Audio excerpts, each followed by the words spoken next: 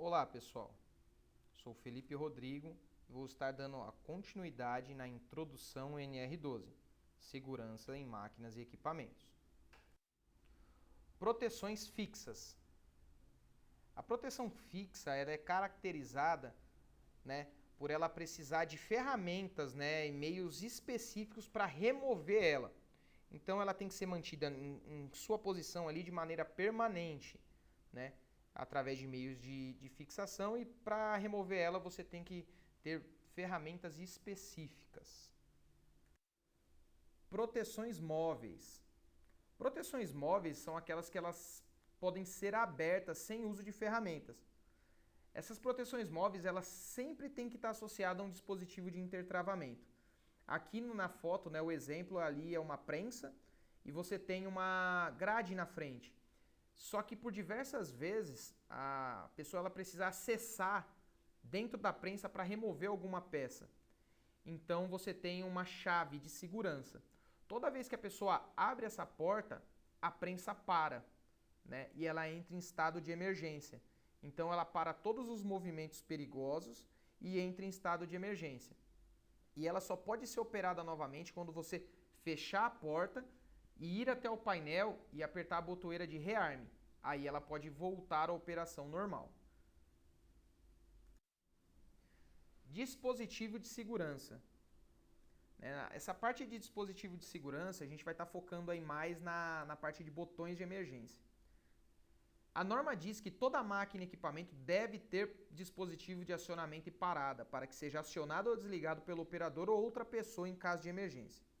Os botões são colocados de forma permanente, de modo a proteger as pessoas e minimizar danos.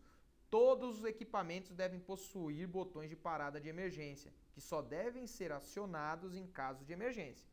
Então aqui a gente tem um exemplo do botão de emergência e eu coloquei a foto de um botão de emergência localizado num equipamento da Med System, que é um botão aqui tipo cogumelo, é de pulso. Então você dá um soco nele, ele aciona a emergência e para o equipamento. E você gira ele, ele vai saltar e vai desacionar essa emergência e vai poder novamente operar o equipamento. É terminantemente proibido burlar sistemas de segurança, porque existe um risco grave de acidente.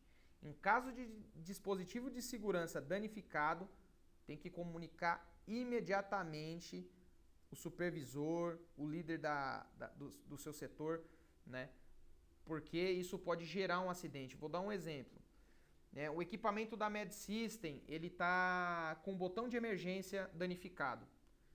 E ocorre, até mesmo com vocês na parte da manutenção, na hora do teste, ocorre uma situação que você tem que desligar rápido o equipamento. A tomada está longe, você está usando uma extensão longa. E quando você vai lá e bate no botão de pulso, ele não funciona, porque ele está danificado. Então é de suma importância o teste desses botões de emergência. Se danificado, trocar na hora. E a burla desse sistema é proibida. Porque imagina você vai lá e faz um jump nesse botão de emergência, você passa ele direto. Faz toda a manutenção e esquece de voltar esse jump. E manda para um cliente. Numa situação de emergência ele vai tocar o botão e não vai funcionar. E até para você mesmo que está fazendo a manutenção, isso pode gerar um risco e um acidente grave. Sinalização de segurança. Nós precisamos obedecer todas as sinalizações de segurança. E todos os postos de trabalho, eles precisam ser sinalizados segundo o risco. Que eu coloquei só 3 plaquinhas para a gente ter de exemplo, Perigo, não fume.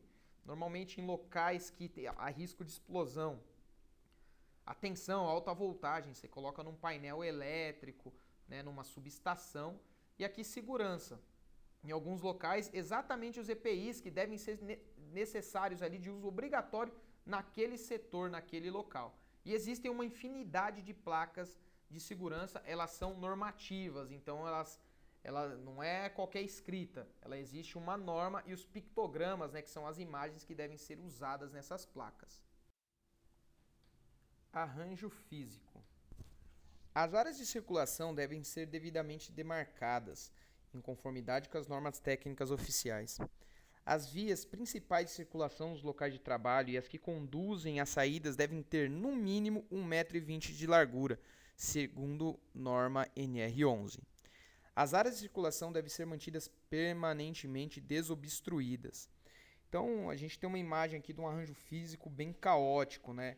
É uma área de produção ali onde o espaço para se trabalhar ele é muito curto. Isso pode gerar um acidente. E em caso de uma emergência, né, a pessoa ela não consegue encontrar saída, porque no caso de uma emergência, a adrenalina da pessoa sobe, então muitas vezes ela não consegue nem enxergar.